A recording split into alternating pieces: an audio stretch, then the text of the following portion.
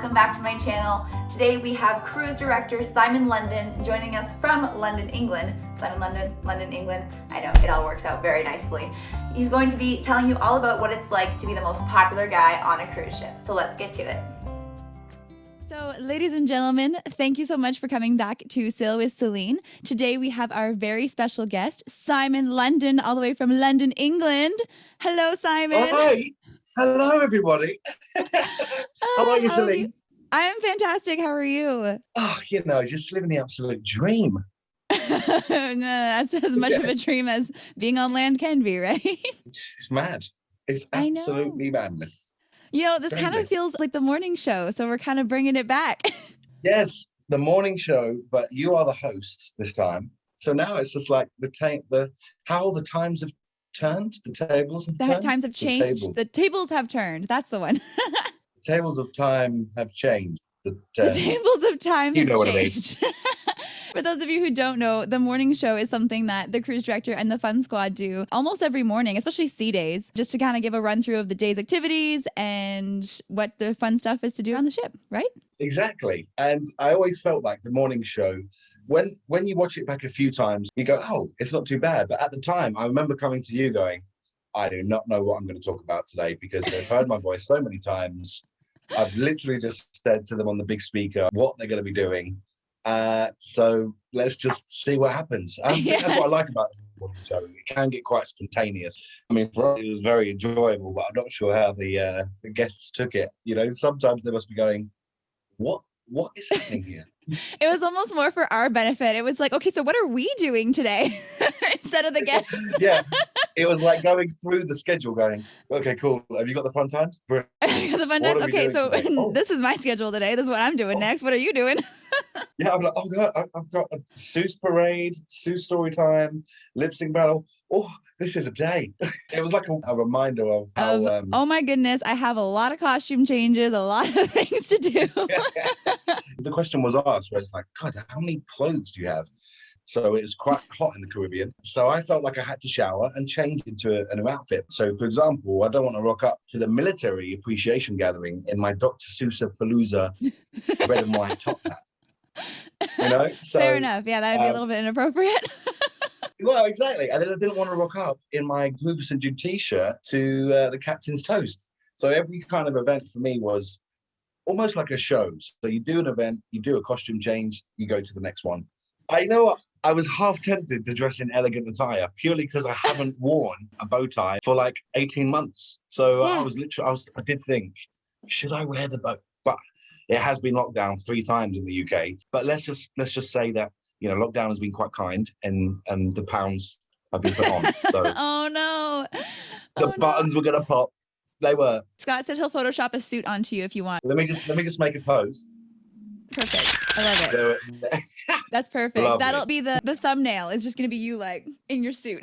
And then people will come and be like, he's not in a suit, he's in a t-shirt. Yeah, I'm just wearing t-shirt shorts right now. So that's good. That's great.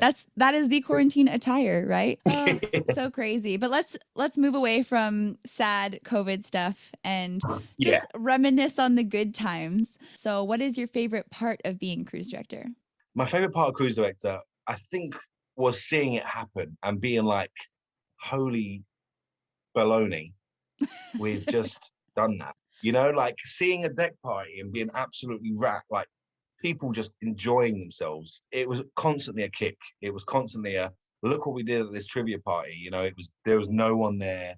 Then suddenly we creating the party and then afterwards going, wow, like we did that. Like, oh my God, like, love and marriage was hearing people laugh and at the end of it going, wow, that was really cool. Like that was the buzz for me was quick thing. Speaking of love and marriage, remember that couple that got booed off stage? My very first time hosting it for Valentine's Day. It was my very first time like bringing you on and opening up the show. And I picked a couple who wasn't married. And so everyone lost their freaking minds for some reason and booed this poor couple off stage. That is hilarious because it was kind of like, what do we do here? So they weren't the oldest married and they weren't the newest married. And then the last one was just like to be honest, who cares? If you've been together for a while and you can answer the questions, like it's the love and marriage show. Yeah. It's not just marriage. So I was like, who cares? And everyone was like, boo. Yeah. And then Oh the my second God, that place was. couple, I'm sorry if they're ever watching this, but they were boring. The couple that got booed It's. off would have been so entertaining and so fun. And the one that came on was like, our craziest date idea was going to the beach. And I was like, cool. I think what I grew to love the Love and Marriage show. You're hosting it. You're potentially making the jokes. You've got to be quick-witted in what the answers are. So I was petrified of it, and then I grew to love it because I kind of not because I knew what the answers would be, but I knew how I should react, if that makes sense. No, that's Not perfect trying to be sense. Yeah. funny, but reacting as if I would watching it, and then the audience being able to see, yeah, he's having the same reaction as us. That's the connection. There were times when you come off and I'd go, well, that was terrible. That time, literally that time, you came off and said that was terrible. I think when I think it was just one of those shows where at the time I was so kind of, oh my God, this has to be great every time, and then you quickly learn like it's not going to be great every time, and it's just and really, if you have nothing to work with, if you have boring people on stage, you can only do so much. Yeah. And you can hear it as well. Like you can hear the audience being like, okay, like nothing's happening here. And then you're like, oh, okay, let's just keep going. Just rustle through the questions. I think once my record for me, Love and Marriage show was probably about an hour and 5. And I think I rocked it in 45 minutes because nothing was happening. So those are the moments I think as a cruise director stroke entertainer you live for is the buzz you get when it goes right. However, you did drop the microphone in the pool, and that was like. Celine, do you remember that? Yes, because you were like, Celine, I drowned the microphone. Go get me a new one. I literally forgot to grip. Like I had it, and as I turned, I think it was doing the Macarena or something, and I turned, and it's not like it slipped out my hand. I literally just went, bloop. And then I was like, oh, did I just do that? I couldn't believe it. I was like, oh my God. Mic drop. Oh wait, I'm not actually supposed to do that. The whole crowd, I mean, we were talking, there must have been 1,000 people up there, saw it happen, and you could hear them all go, ooh. I just remember coming up after a show and then being like, and you were like, Celine, I need a microphone now. And I was like, what? Okay. There was always a microphone problem on the Magic. It was either can't be heard or I'd come rocking up to deck party and I'd be like, who has the mic? Everyone would be like, I don't have one. And I'm like, that was a cruise director. Oh my gosh, the world is ending because there's no microphone ready. Or the batteries would die. Like halfway through, you're like, and I have no more batteries. Okay. It's such a little thing.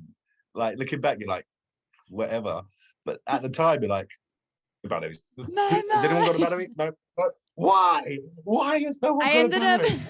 I ended up stealing a pack of batteries and bringing it to Camp Ocean, which was just above. And I was like, I'm going to need this probably every week. So I'm just, whenever you run out, let me know. Brilliant. But then after that, it was fun. That was a lot of the Fun Squad job, was to kind of troubleshoot if, one, there's a show stop, 2, there's a microphone dropped in water. Some cruise directors don't value the Fun Squad as much as they should, really, because the Fun Squad do a heck of a lot for the cruise director. So kudos to the Fun Squad. I'm honored to put that on record. Thank you, Simon. That's awesome. That's like my favorite part of like being even a Fun Squad is the trivia parties and the dances and stuff like that, where people are just like having such a great time, and like you could just be goofing off and like you're not even like you're working, but it doesn't feel like working because you're just goofing off and dancing and hanging out with people, and they're just having a great time, and you're like, oh, this is my job. I love this. What I loved was us. You know what I mean? Like it was us. It wasn't my trivia party. It was our trivia party. Like the Fun Squad had their teams. It was just brilliant. It was brilliant. That and the white party. I remember just being like, we are literally just having a blast here. No one cares about what we're doing. Mad. And that was the kick. It was just like, we created this. Like we created this buzz of enjoyment, and people could see we was enjoying it.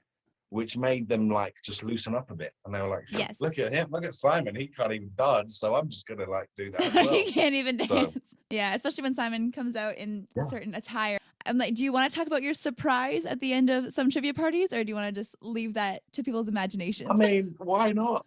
So it's formal night. We did the captain's toast. First show happens. I forget which one it was. I think it wasn't Flick. Which one was it? Oh, it was Idiot Keys. Scott's like, it's my show. And I'm like, It was Scott's show. So formal night, Idiot Keys. After the first show, the Motown trivia party. The last song comes on, which is Tina Turner's Proud Mary. Proud Mary. You never told me this was going to happen either. So I'm new to this ship. This is my first Motown trivia party with Simon ever. And he's like, Celine, I'm passing you the microphone. I really got to go to the bathroom. And I'm like, is this guy for real? Okay. So I just took the microphone. I'm like, all right, guys, let's start rolling. And then all of a sudden, you just like come running through, and my mind exploded. Simon's running in a terrible wig and a short flapper dress. Gold flapper dress. Gold flapper dress. Yes, can't leave that out. But I always love doing it for the first time with the Fun Squad. To see that element of surprise and to see your reaction, oh God, it's brilliant. I try and run as quick as I can into the middle, so people don't even realize it's me until they think it's just some random and they're like, guest oh just my been- gosh. And then they're like, oh my God, this Tina has got hairy legs and is 6'3" and from London. It's brilliant. But I also love the 90s party. I love every one of those parties were great, I think. I think the white party was one of my favorites for sure. And I loved where like we all go up on, there's like a stage that is over the atrium bar facing down at the guests, and we're all just up there, and everyone's like crammed into this dance floor like side by side, and then we're just up there like looking down, and everyone's just like wow. And then we launched like the confetti cannons, and everyone's like wow. Yeah, that moment to feel like an absolute rock star, even though you're not doing anything, you're playing a piece of music that someone else has done, and you're just jamming with people. Yeah, it's a great feeling. It's so much fun. I really do miss the job. I miss ships. I miss everything. And it's funny how I call them land people. Like my friends from back home, they really don't understand. And I was like, man, I miss my job. And they're like, oh, I can get you a job. Like my customer service department is hiring. And I'm like, that's not at all the same. Like you don't understand. Like, Yeah, oh, all it is a job, right? It's like, no, it is life. It is life, and you try and tell people about it and don't really see it as a job, because it's like, look how much fun you're having. And it's like, yeah, and that was our job. That was our legit job. And I know. I used to be like, ew, I have to go back to the ship early to do pier duty. And I was like, meanwhile, I still had 6 hours on a beach. Oh no, I had to go back to dance on a pier and welcome people back to a ship. How terrible was my job? Yeah. I totally get you, because I hated pier duty as well. I was like, but then at the same time, it was so much fun. It really was. It was. Especially, I loved having competitions with, if there was another Carnival ship in port with us, like right next to us, we'd have competitions with their fun squad and cruise director, and we'd be like, Yeah. magic's where it's at. You know, I think the funniest pier duty or pier party, the pier party being we welcome the guests back and make sure that they're all getting on board safely, and you're on the right ship, yeah. But there was many times when people would just get obliteratingly drunk. Just watching them walking back to the ship, I think was probably one of the best pier parties. Who's your favorite fun squad host? Oh, it's so cliche, and I'm gonna say, unbiased whatsoever. Like obviously Celine, obvious. Thanks. I knew it. Okay, thanks. Fun squad wise, I'm not gonna put on a favorite. That was incorrect. The Was correct that answer is good? Was her that a and good say? only her. That's what you have to say, Scotty. Too hotty. Having a favorite is too hard to say. Oh no, it was just kind of funny to put you on the spot. I know you've done that before at the Q&A sessions. You used to kind of say like, you used to get the guests to ask who is your favorite Fun Squad host. It was always And I you. would just stand behind you and be like, Yeah, and I'd be like, totally Celine, and then like Brandon or Baby Jane would be like, ooh, or Stefan would be like, oh, terrible. ooh. Mm-mm. Oh, they were so fun. Alrighty. What is the most commonly asked question that you get as a cruise director? Most commonly asked question is usually to do with your clothes. Wow, you have a lot of clothes. And two, sometimes you get the whole how much do you get paid, which I was like, really? Okay. And don't get me wrong, it's a great wage. But the way I always said it was it balances out. If your outgoings on land is tenfold to what you have on a ship. So it was a great way to save money and very quickly. Oh, I used to get asked about my next career move. They'd be like, so where are you going to go from here? And I was like, well, I'm pretty all right doing this, to be fair. Like, I don't know really how to think that. So yeah, I think people are just more intrigued about the ship life and about like being on board. And they like, no one can ever understand that you're doing 7 days for 6 to 9 months in the year without a day off. And people were like, you don't get a day off? A lot of people would talk about where is home and what do you do at home when you're off and things like that. Are you going to come back to ships? It's a great question. I hope so. I really hope so. There is the possibility of maybe I won't be. It would probably be a year and a half by the time I get back on ships at the earliest. Yeah. So then I'm going to be like, am I going to go back in hoping that it was like it was? Because I believe it's not going to be as like it was. Well, is there anything else you wanted to just like kind of add in? Okay, yeah. So for new crew members, go in with your eyes wide open. Do everything you can. Experience everything you can. Work hard and play harder. You know, you work hard, you're going to reap the benefits and enjoy every single moment of it.